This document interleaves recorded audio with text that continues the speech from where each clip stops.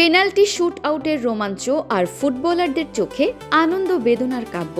দীর্ঘ ২২ বছরের লিগ খরা ঘুচলেও আর্সেনালের ঘুচল না ইউরোপ সেরা হওয়ার অপেক্ষা। টাইব্রেকারে হৃদয় ভাঙল গানার্সদের।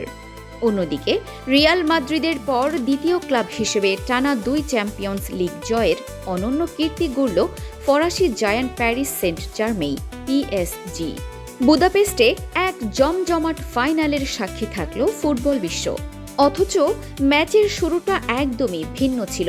মাত্র ৫ মিনিটের মাথায় মাঝ মাঠ থেকে বল একক প্রচেষ্টায় টেনে নিয়ে দুর্দান্ত এক বুলেট গতির শটে আর্সেনালকে লিড এনে দেন স্ট্রাইকার কাই হাভার্টজ।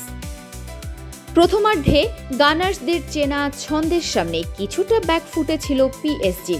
তবে দ্বিতীয়ার্ধে খোলস ছেড়ে বের হয় প্যারিসিয়ানরা। অল আউট ফুটবলের চাপে পড়ে ভুল করে বসে আর্সেনাল রক্ষণভাগ। ডি বক্সে কাভানিকে ফাউল করায় রেফারি পেনাল্টির বাঁশি বাজান এবং স্পষ্ট কিক থেকে পিএসজিকে সমতায় ফেরান ওসমানে ডেম্বেলে। নির্ধারিত ও অতিরিক্ত সময় শেষেও ১-১ সমতা না ভাঙায় ম্যাচ গড়ায় ঐতিহাসিক টাই ব্রেকারে। সেখানে গ্যাব্রিয়েলের মিসে ইতিহাস গড়ে ট্রফি নিজেদের করে নেয় পিএসজি। উন্নয়নে বাংলাদেশ স্পোর্টস।